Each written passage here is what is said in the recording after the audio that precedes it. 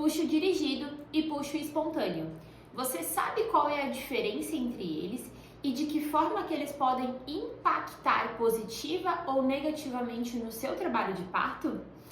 Para quem ainda não me conhece, muito prazer. Eu sou a Thaís, fisioterapeuta, especialista em saúde da mulher. Eu já atuo nessa área há quase 6 anos e durante todo esse período de trabalho eu já atendi presencialmente mais de 600 mulheres, já assisti presencialmente, já acompanhei a jornada de mais de 600 mulheres aqui na cidade de Itapema.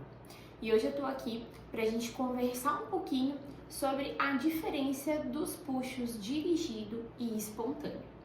Então, só pra gente começar a se localizar, para falar de puxo, a gente está falando da parte expulsiva do trabalho de parto. O que é o expulsivo do teu trabalho de parto? Então, o expulsivo no trabalho de parto é conhecido como o segundo estágio de parto. Então, é a fase que posterga, né, a fase que a gente encontra depois da fase ativa. Então, o trabalho de parto começa com a fase ativa e na sequência nós vamos para o expulsivo do parto.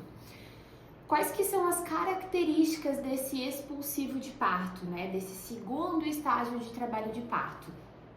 Então, a parturiente, ela já se encontra em dilatação total. Então, esse colinho, deixa eu pegar aqui meu babys. Esse colinho que antes era um colinho fechado, né? Já foi abrindo, já foi amolecendo e ele já se encontra em dilatação total, ou seja, o colo já está pronto para a passagem desse bebê. E a parturiente, ela começa a sentir uma coisa chamada de puxo. O puxo vai acontecer quando a cabecinha do bebê atinge o plano zero ou o plano positivo na pelve, tá? Então, esse reflexo de puxo, ele vai acontecer quando esse bebezinho, ele já está mais baixinho na pelve, quando ele já está no caminho para o canal de parto. O que é esse reflexo de puxo? Reflexo de puxo é uma vontade incontrolável, uma vontade imensurável de empurrar esse bebê.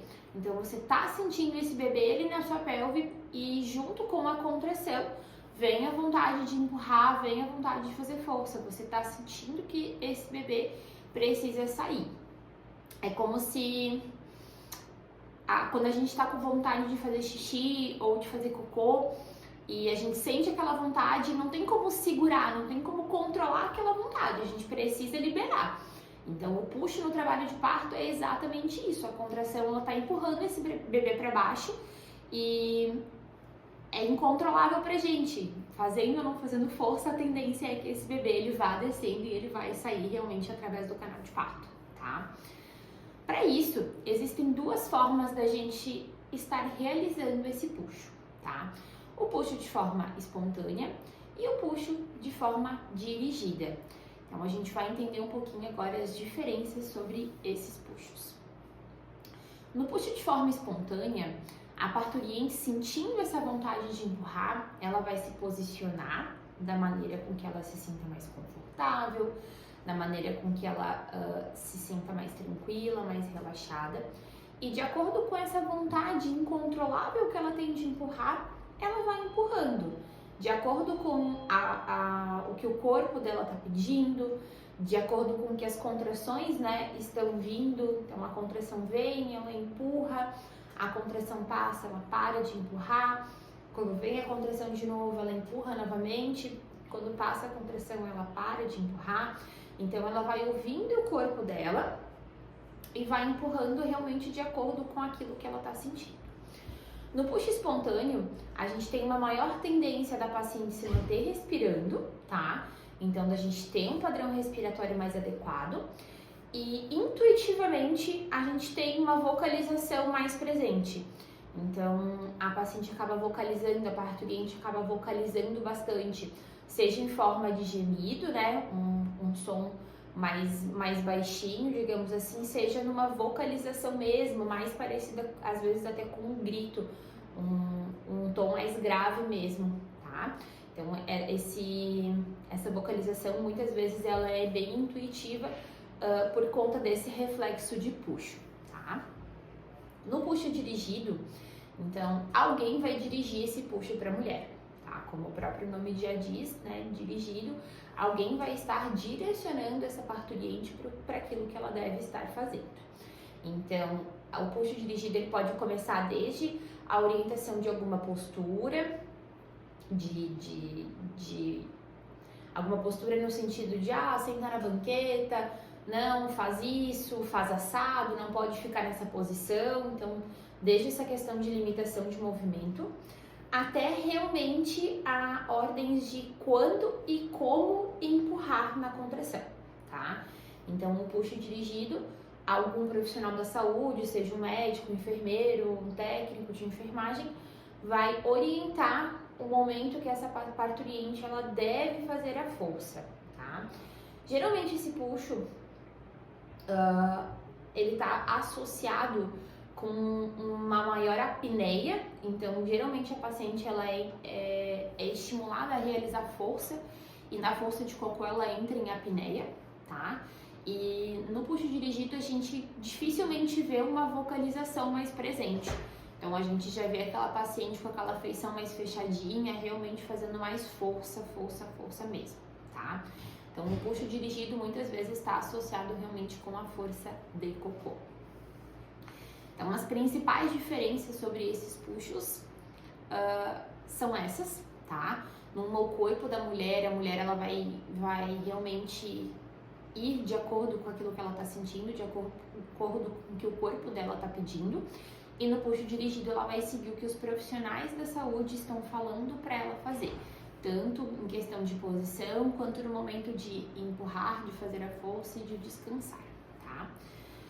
Vamos entender um pouquinho então de que forma que esse tipo de puxo ele pode impactar realmente no teu trabalho de parto, tá? O momento do expulsivo então é um momento muito delicado, porque é o momento que o bebê ele tá prestes a sair, tá?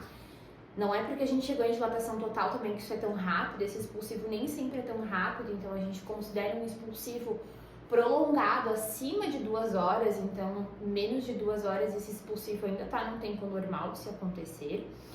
E quando a mulher ela tá sentindo push, quando ela tá sentindo a vontade de empurrar, tá posicionada de uma forma com que ela fica mais confortável, como a gente comentou, ela tende a vocalizar mais e ela tende a não parar de respirar.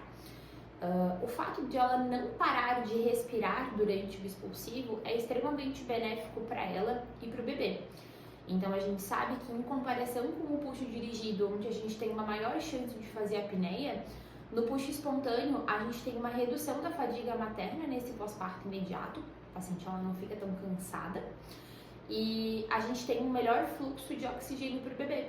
Então, a chance desse bebê entrar em sofrimento fetal quando a parturiente está num puxo espontâneo é muito menor do que quando ela está num puxo dirigido realmente, por conta dessa questão respiratória. Então, a primeira coisa que você precisa realmente pensar é que você não pode parar de respirar durante o expulsivo. Quanto menos você respirar, mais cansada você vai ficar e menos oxigênio o seu bebê vai receber. Então, você vai estar mais suscetível realmente ao sofrimento fetal, à queda desses batimentos cardíacos, tá? E de um pouquinho mais de pressa, então, desse expulsivo. Enquanto que os batimentos cardíacos do bebê estão bons, enquanto que esse bebê está bem, a gente não tem essa pressa toda não, tá? Então, a gente vai indo realmente no tempo do bebê, vai indo realmente no tempo do corpo da mulher. Por isso que é tão importante ela estar seguindo os seus instintos e principalmente se mantendo respirando, tá? Outra coisa bem importante que a gente tem no puxo espontâneo é a redução das lacerações perineais. Então, quando a mulher ela faz a força, quando ela empurra, principalmente associando a vocalização, somente no momento da contração, ela está indo de acordo com o que o corpo dela está pedindo. Então, essa musculatura de assoalho pélvico tem um tempinho maior para relaxar e para ir alongando junto com a cabecinha do bebê. Principalmente se a gente não está associando isso à força de cocô.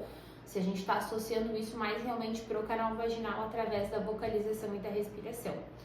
No puxo dirigido, sempre que a gente associar a força de cocô, a gente tem uma maior laceração, uma maior chance de fazer um trauma perineal mais grave, porque a gente acaba fazendo mais pressão em cima desse assoalho pélvico e mais pressão na região de ânus, tá? Então isso está um pouco mais associado com os traumas perineais. Outra coisa que pode acontecer no puxo dirigido é o profissional ficar orientando a parturiente a fazer força quando ela não tem contração, tá? Isso também está associado a maior chance, maior risco de trauma perineal. Então, qual que é o adequado, né? O adequado é realmente ela sentir a contração, a parturiente sente a contração, empurra de acordo com a vontade do corpo dela, associado com a respiração, com o instinto de vocalizar junto, e descansa no momento que não tem contração. Quanto mais ela fica fazendo força, força, força, seguida uma da outra, principalmente força de cocô em apneia e sem estar em contração, ela vai aumentar ainda mais as chances, né, de fazer um trauma perineal mais extenso, tá? O puxo dirigido, ele também está bem correlacionado com o aumento de dor. Então, a gente sabe que a parturiente que está com o puxo dirigido, que está sendo dirigida durante esse puxo, ela tende a sentir mais dor do que a parturiente que está no puxo espontâneo. Justamente pelo quesito de que ela está se posicionando e está empurrando no momento em que ela se sente à vontade e no momento que o corpo dela está pedindo, tá? Quanto mais a gente tenta intervir, quanto mais a gente tenta prestar essa assistência, maiores são as chances da gente gerar realmente algum tipo de complicação, tá?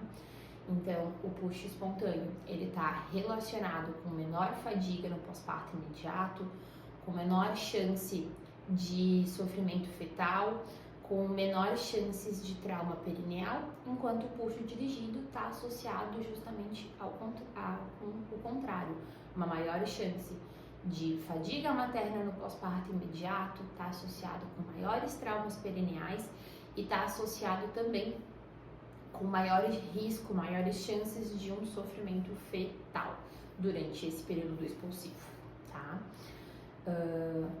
Toda mulher consegue fazer o expulsivo de forma espontânea?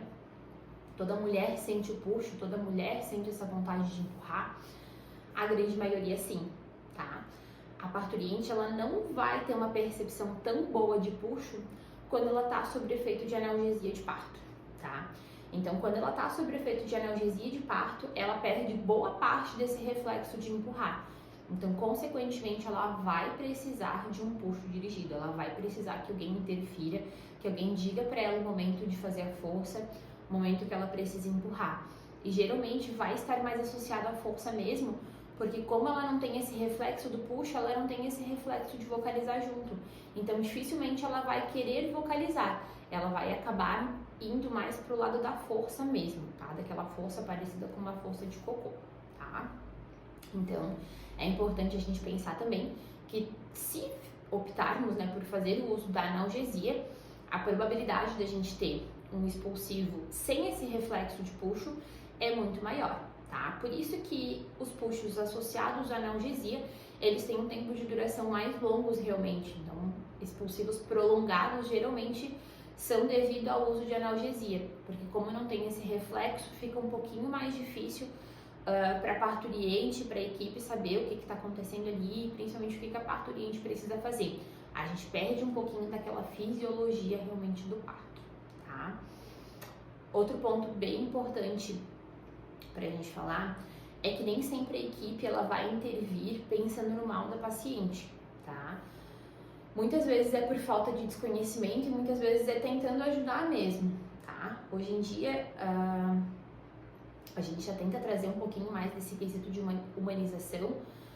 Boa parte dos profissionais já pensam mais nisso, né? Alguns, infelizmente, ainda não estão tão abertos para essa conversa, mas nem sempre esse puxo dirigido ele vai ser, né, vai ser incentivado de uma forma ruim. Às vezes a equipe ela acha que está ajudando a parturiente e cabe realmente a parturiente pedir silêncio nessa sala. Então, aqui dentro do consultório, eu oriento muito as minhas pacientes a, nesse momento do expulsivo, se conectarem muito com o corpo delas. E quanto mais barulhenta, quanto mais conversa tem nessa sala, menos a gente consegue escutar o que está acontecendo aqui dentro. Então eu deixo ela bem orientada, deixo o acompanhante de parto bem orientado, para que se nesse momento de expulsivo a gente tem muita conversa, para que a gente peça silêncio, para que vocês consigam se concentrar em escutar o que o corpo está falando, em fazer e conseguir realizar, né, conseguir fazer o que o corpo realmente está pedindo, tá? Então conversem numa boa com a equipe, né, peçam, né, um pouquinho mais de silêncio para que vocês consigam ficar um pouquinho mais à vontade. Isso é realmente um direito nosso, tá? É um direito de toda mulher, é um direito de todo acompanhante ter um ambiente, né, respeitoso. E se você não tá recebendo isso, você precisa, né, solicitar, tá bom? Acho que era isso que a gente tinha para conversar sobre o puxo dirigido e sobre o puxo espontâneo. Se vocês quiserem saber um pouquinho mais, se vocês quiserem entender realmente a diferença da força de cocô para essa força de mais intuitiva, utilizando a vocalização, eu oriento vocês a passarem por uma consulta com um fisioterapeuta pélvico para ele conseguir te avaliar, para que vocês consigam sentir isso na pele. Para quem não tem um fisioterapeuta pélvico por perto, eu atendo de forma online através do meu curso da Jornada Pleno Gestar. Então, dentro da Jornada Pleno Gestar, a gente fala de todas as fases de trabalho de parto, como agir em cada fase, exercícios para cada fase, né, o que fazer em cada fase de trabalho de parto, todos os sinais realmente. E eu explico também como fazer tanto a força de cocô quanto a força através da respiração mais direcionada pro canal vaginal, tá? Então, a gente prepara esse períneo, a gente prepara esse abdômen, fala de parto e fala das diferenças desse tipo de força, desse expulsivo, lá dentro do Jornada Pleno Gestar, para quem não tem a oportunidade de passar por um fisiopélvico presencialmente. Então, estão todas convidadas.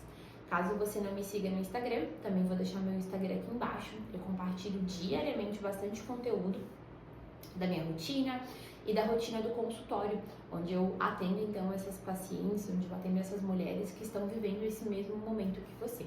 Então pode ser de grande valia também para esse teu momento passar a me acompanhar por lá, para ficar um pouquinho mais por dentro de tudo isso, tá bom? Espero que esse vídeo tenha te ajudado e que a gente possa se encontrar mais vezes por aqui. Tchau, tchau!